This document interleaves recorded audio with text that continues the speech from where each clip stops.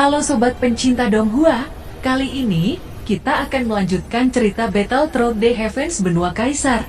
Cerita dan video ini diambil dari channel Mebarta. Tanpa banyak basa-basi, mari kita simak alur ceritanya. Melanjutkan dari cerita sebelumnya, serangan yang dilepaskan oleh Dou Di bintang 6 puncak Ziying tidak menimbulkan ancaman bagi Shu Xin dan Liu Chu.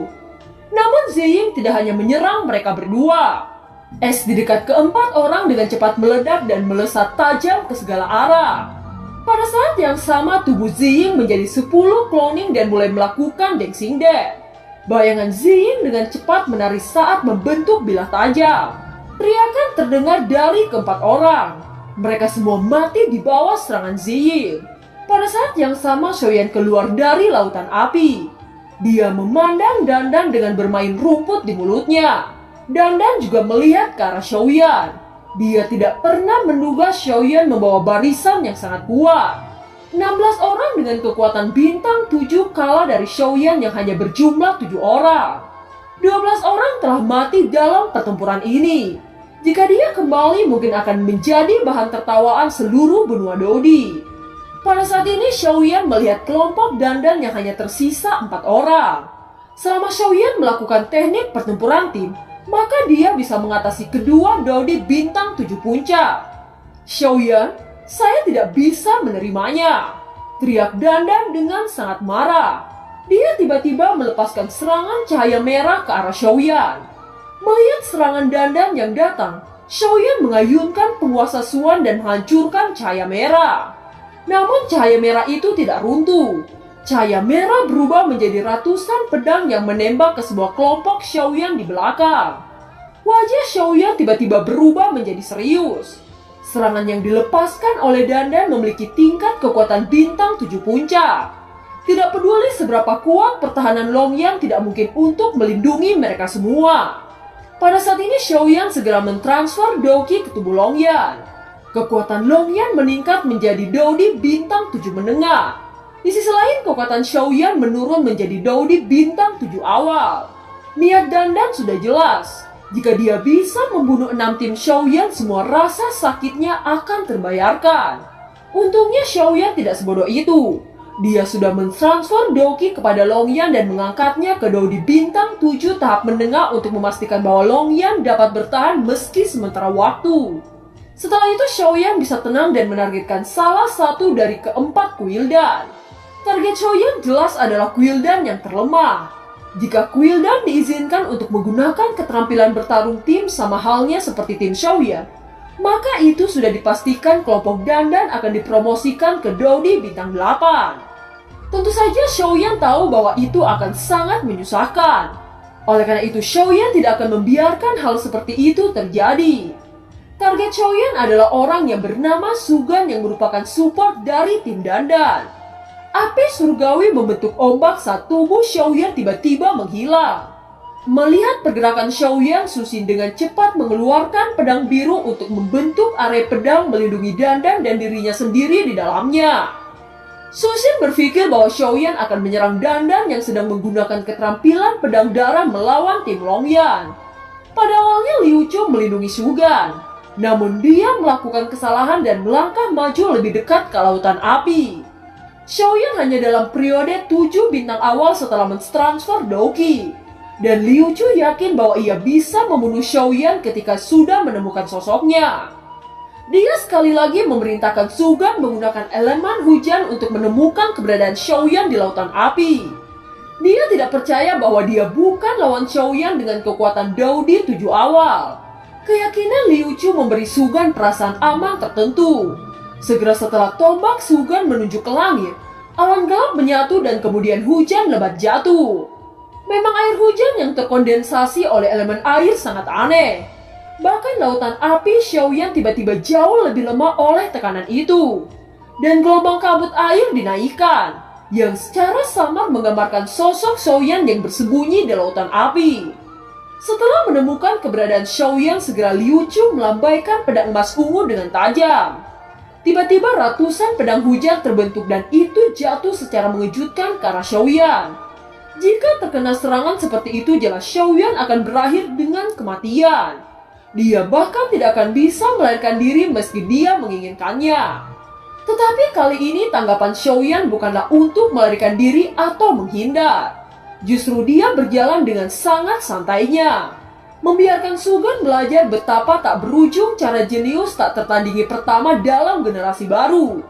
Dan betapa tak terbayangkannya Xiaoyan ketika Xiaoyan berjalan, lautan api di belakangnya tiba-tiba bergulung. Itu seperti selimut api besar yang terangkat dari tanah saat benar-benar menutupi atas Xiaoyan. Di bawah penutup selimut api, pedang hujan itu hancur menjadi debu. Bajingan, ini buruk! Teriak Liu Chu tiba-tiba menoleh ke Sugan dan merasakan kekhawatiran yang besar. Dugaan Liu Chu itu sangat akurat. Penguasa Suan api muncul di tangan kanan Xiaoyan dan dia sudah tiba di belakang Sugan. Dengan menampilkan teknik dunia yang maju, Sugan berhasil menangkis serangan tiba-tiba Xiaoyan. Melihat Sugan menampilkan serangan kelas dunia yang maju, Xiaoyan dengan cepat memobilisasi penguasa Suan. Aturan api surgawi dimasukkan secara gila-gilaan ke dalam penguasa Suan. Sugan merasakan krisis yang besar. Dia dengan cepat mengeluarkan gelombang air untuk menutupi dirinya. Pada saat yang sama dia mengguncang tombak panjang di tangannya dan ujung tombak menembakkan cahaya tajam menusuk ke arah Xiaoyan. Sedangkan Luo Chu buru-buru mendekati Xiaoyan. Dia mengeluarkan teknik bertarung yang kuat di belakang Xiaoyan. Melihat Luo Chu mengeluarkan teknik bertarung yang kuat, jiwa kecil muncul di atas kepala Xiaoyan dan lotus api tercipta saat tubuhnya melesat ke arah serangan yang dilepaskan Luo Chu. Xiaoyan mengepakkan sayap tulang dan menghindari serangan Sugan. Dengan kecepatan seperti hantu, penguasa Suan yang dilapisi aturan-aturan api surgawi membentur punggung Sugan. Di bawah serangan penguasa Suan yang membawa aturan api surgawi, tubuh Sugan terbakar hingga ketiadaan. Pada saat ini Susin dan Dandan terjerat oleh kelompok Longyan, dikejutkan oleh Xiaoyan yang berhasil membunuh Sugan. Xiaoyan melihat Dandan dengan tersenyum hangat di wajahnya. Lalu gelombang api surgawi menyebar dan sosok Xiaoyan menghilang di bawah gelombang api. Saat melihat senyuman Xiaoyan, Dandan mengeluarkan keringat dingin. Senyum Xiaoyan seakan-akan mengkonfirmasi bahwa selanjutnya yang mati adalah dirinya. Dia tidak bisa menahan rasa takut. Bahkan Xiaoyan mampu membunuh Sugan yang berada di Dodi Bintang 7 Puncak dengan cepat. Metode pembunuhan yang ditampilkan Xiaoyan sangat mengerikan. Sekarang karena Sugan telah mati, maka Xiaoyan tidak akan terlalu khawatir tentang keselamatan keenam timnya. Dengan kekuatan tempur Xiaoyan yang kuat ditambah dengan serangan rekannya, apakah Susin dan Luo Chu benar-benar bisa melindungi Dandan? Pada saat ini Dandan berpikir untuk menerapkan teknik bertarung tim untuk menaikkan kekuatannya. Dengan begini dia bisa menyerang rekan Xiaoyan dan memangsa Xiaoyan muncul lalu menyerang Xiaoyan dengan kekuatan penuh. Memikirkan hal ini, Dandan memerintahkan Susin dan Luo Chu untuk mengundurkan teknik bertarung tim. Susin dan Luo Chu saling memandang. Mereka dengan cepat mengumpulkan doki dan mentransfer ke tubuh Dandan.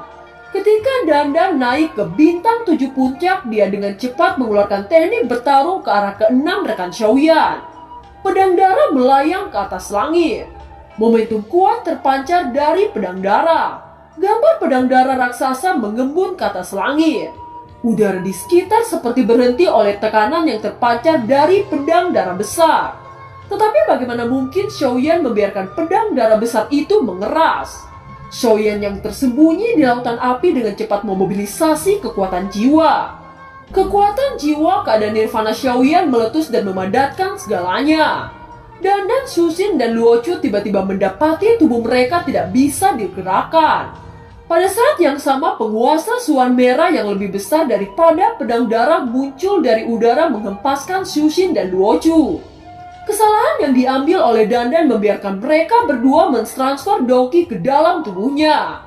Dengan turunnya kekuatan Susin dan Luo Chu memberi kesempatan bagi Xiaoyan untuk membunuh mereka berdua. Dengan matinya Susin dan Luo Chu, pedang darah yang dilepaskan oleh Dandan berangsur-angsur menjadi ilusi dan menghilang. Xiaoyan memandang Dandan dengan acuh tak acuh. Dia bergerak seperti hantu dan menendang dada Dandan dengan keras. Dandan terlempar cukup jauh sebelum berhenti menabrak batu besar. Dalam keputusasaan, Dandan berbalik dan melarikan diri. Menghadapi posisi hidup dan mati, Dandan tidak berani berhenti sejenak. Dia mengandalkan ramuan penyembuhan dan terus lari dengan tertatih-tatih. Namun bagaimana mungkin Xiaoyan akan melepaskannya begitu saja setelah semua pertarungan? Saat merasakan kehadiran Xiaoyan, hati Dandan tenggelam. Dia berteriak dengan keras, "Xiaoyan, jika Anda membunuh saya, maka ayah saya tidak hanya akan diam." Teriak Dandan. "Apakah sekarang Anda merasa takut? Membunuhmu atau tidak, itu tidak akan menghilangkan permusuhan ayahmu dan saya. Jadi ancaman Anda tidak akan berguna untuk saya," ucap Xiaoyan.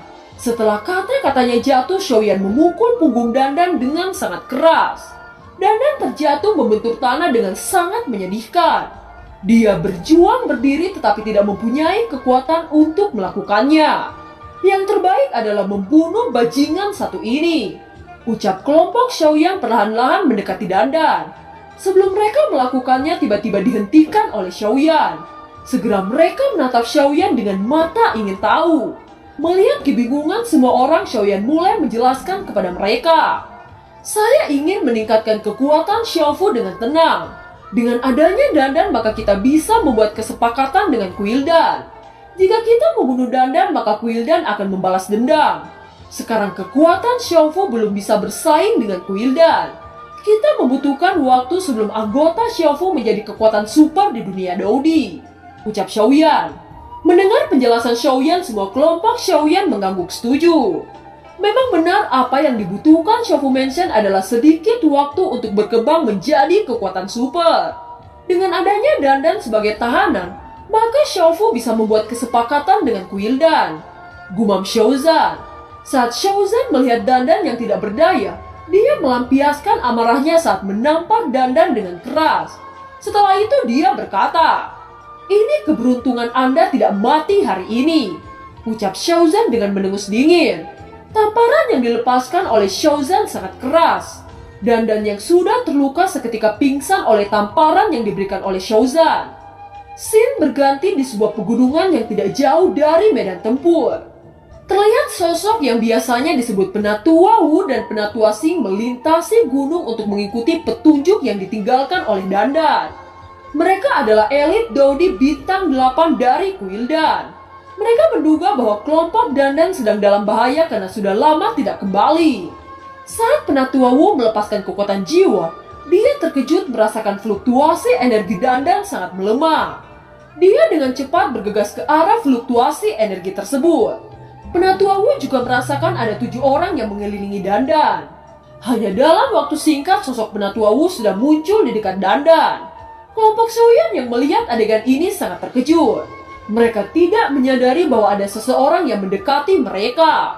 Dengan persepsi Xiaoyan, dia dapat merasakan bahwa kekuatan Penatua Wu adalah Dodi bintang 8. Penatua Wu menghela nafas lega. Meskipun Dandan terluka parah, tetapi itu tidak mengancam hidupnya. Jika dia dibawa kembali, dia akan pulih dengan menelan beberapa ramuan yang tingkat tinggi. Setelah memikirkan semuanya, Penatua Wu tiba-tiba melirik Xiaoyan. "Apakah Anda yang melakukan semua ini? Atau ada Dodi bintang 8 yang membantu Anda?" tanya Penatua Wu. Xiaoyan dan yang lainnya tidak mengatakan sepatah kata pun. Sebagai gantinya, mereka menyesuaikan Doki untuk bersiap jika pertempuran pecah. Ketenangan Xiaoyan dan yang lainnya membuat Penatua Wu semakin yakin dengan apa yang dia duga. Namun di mana Dodi bintang 8 itu bersembunyi? Mungkinkah itu sudah pergi? Penatua Wu dengan tenang memancarkan kekuatan jiwa. Tetapi dia tidak menemukan nafas Dodi bintang 8 di medan ini. Segera matanya menyipit saat kembali fokus kepada Xiaoyan lalu berkata, "Anda seharusnya Xiaoyan kan?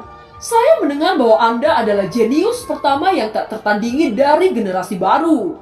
Sekarang setelah melihat kekuatan jiwa nirvana puncak Anda, sepertinya rumor itu memang benar adanya. Tetapi sangat disayangkan bahwa kekuatan Anda hanya Dodi bintang 7 tahap menengah," ucap Penatua Wu. Xiaoyan merasa sedikit terkejut. Orang ini dapat mengetahui tingkat kekuatan jiwanya hanya sekali lihat. Itu berarti bahwa kekuatan jiwa orang ini melampaui kekuatan jiwa Xiaoyan. Jika begitu, ini akan menjadi pertempuran yang menyusahkan. Penatu Wu berdiri dengan jubahnya berkibar saat berkata dengan suara pelan. Sayangnya nasib seorang jenius sudah ditakdirkan dengan kematian yang cepat. Namun sebelum saya membunuhmu, orang tua ini merasa perlu untuk memperkenalkan diri kepada Anda. Saya adalah Wutong, penatua dari Kuildan. Ucap penatua Wutong dengan sangat percaya diri. Setelah mendengar kata-kata penatua Wu, Xiaoyan justru mengambil langkah maju dan menoleh ke penguasa Suan Api. Kekuatan Xiaoyan melonjak ke Daudi Bintang 7 Puncak saat perlahan-lahan melirik penatua Wu dengan tatapan sinis. Bintang 7 Puncak, ucap penatua Wu seketika tertegun dengan tampilan Xiaoyan. Tetapi fluktuasi doki dari 6 orang di belakang Xiaoyan tidak mengalami penurunan. Ini menunjukkan bahwa keterampilan bertarung tim Xiaoyan lebih baik dari milik Kuildan. Api surgawi keluar dari tangan Xiaoyan dan dengan cepat api surgawi membungkus penguasa Suan. Angin sepoi-sepoi meniup area di sekitar mereka dengan munculnya api surgawi. Api surgawi? Penatua Wu menatap api surgawi dengan takjub. Jika dia membunuh Xiaoyan, maka api surgawi ini pasti menjadi miliknya. Keserakahan memenuhi pikiran penatua Wu. Xiaoyan mulai penyerangan saat dia melesat ke arah penatua Wu. Namun serangan awal yang diluncurkan Xiaoyan berhasil diblokir oleh penatua Wu. Anda terlalu terburu-buru hanya untuk kematian Anda sendiri. Ucap penatua Wu tidak menyangka bahwa Xiaoyan berani bertarung melawannya. Apakah Anda di sini untuk menjadi orang yang tidak melakukan apa-apa? Karena itu, ayo bertarung. Saya ingin melihat kemampuan Daudi Bintang 8 Anda. Ucap Xiaoyan perlahan-lahan melayang di udara. Penguasa Suan mengembun dan aturan api surgawi membungkus penguasa Suan. Dengan cepat penguasa Suan membentuk bayangan sebesar 100 kaki. Pada saat yang sama, lautan api surgawi menutupi area penatua Wu. Dan film pun berakhir. Terima kasih telah menyimak dari awal sampai akhir ya. Sampai jumpa.